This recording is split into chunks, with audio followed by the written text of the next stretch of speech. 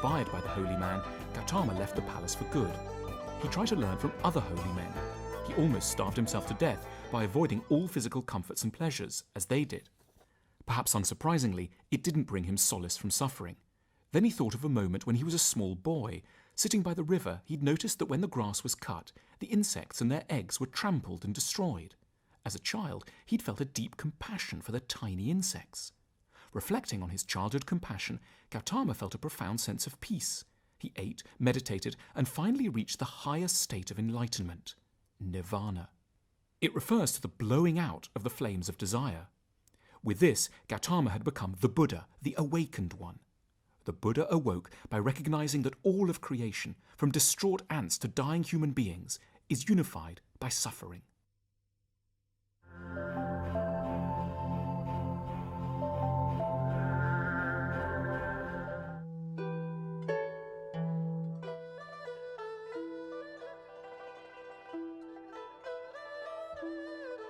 Good morning, Master.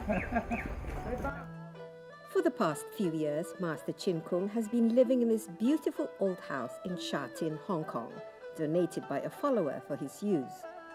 Previously, the Master has lived in the US and also Australia. I see from his day-to-day activities that the Master leads a very disciplined life, always mindful about everything he does, consumes, and how he uses his time. In 2009, Master Chin Kung was appointed as an International Trustee of Religions for Peace, an international peace organization which is active on every continent. Its mission is to create multi-religious partnerships to confront issues such as stopping war, ending poverty, and protecting the earth. As of now, the almost 90-year-old teacher Chin Kung has resigned from all positions in the various Buddhist organizations and concentrates solely on the spreading and teaching of the Buddha's education through the Pure Land Learning College and through satellite television on Huatsang TV. I'm curious to know what made him become a Buddhist monk and who were his teachers. They're big.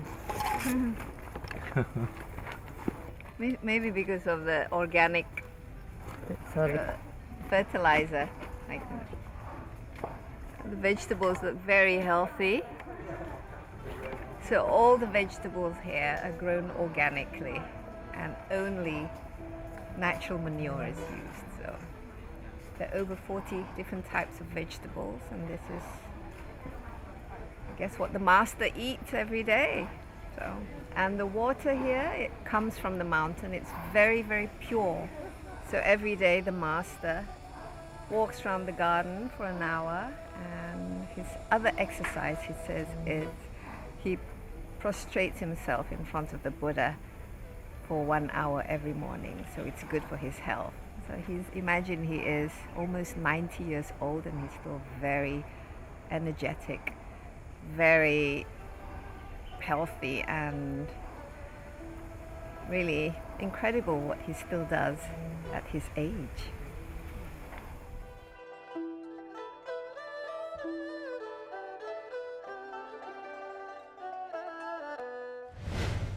Okay, Martha, it's a great privilege for me to be here with you in this beautiful garden and to finally meet you. And I'm interested to know about your life journey.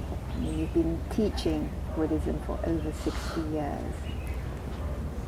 How has it been for you? I've been learning Buddhism accidental when I was 26. I encountered Professor Fang Dongmei, my teacher. He was a very famous philosopher, and I loved philosophy. He spent a special session with me every single week to teach me about philosophy. And at the last session, he taught about Buddhism. I was quite surprised. I said to him, Buddhism believes in multi-deities. It is considered a lower form of religions. Why does it have anything to do with philosophy? He said, you are too young. Buddha Shakyamuni was the greatest philosopher of our time. And learning Buddhism is of the highest enjoyment in one's life. So after listening to his teachings, I finally understood. This is a wonderful teaching, but nobody truly appreciates its values.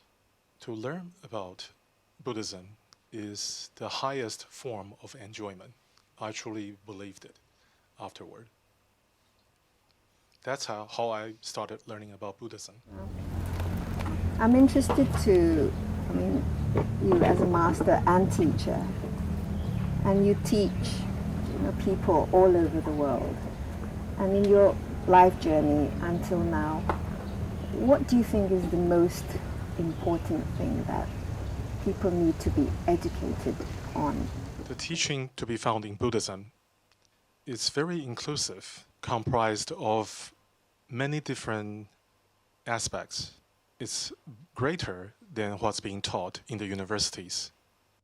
There are 84,000 methods of cultivation that was mentioned by the Buddhist Sutra. Each method is much like a particular school to be found in a university. And they explain all the phenomenon that exists in this universe. If you choose just one method, and then you truly understand that methods, then you will understand all 84,000 methods. This is what's miraculous about such teachings. Buddha told us, our true self-nature is full of wisdom. Yesterday, someone asked me, what's the difference between Buddhism and other religions? The idea of equality is very important to the Buddhist. Everyone is equal, including the methods of cultivation. Why are there so many different methods of cultivation? It's because all beings each have different capability, and Buddha wanted to help all beings to achieve enlightenment, to attain the ultimate wisdom. Whichever method that suits you the best, then you choose that method. Whatever interests you, you choose that. But once you have chosen that method, you need to delve deeply into that method. Don't learn two different methods because you will be separating your time. You need to spend and focus your energy in the study of that one method, all the way until you have reached enlightenment yourself. Buddha told us that all beings have the ability to reach enlightenment. Every being have the ability to become a Buddha. Even those from the animal realms, or those being from a different dimension, they have the ability to attain awakening or enlightenment. Such equality is not understood until you have come across the teaching of Buddha. And this is truly incredible. To learn from the Buddha, you learn to get rid of your wandering thoughts, your thoughts of discrimination, and your thoughts of attachment. You can choose freely where to start, where to begin your study.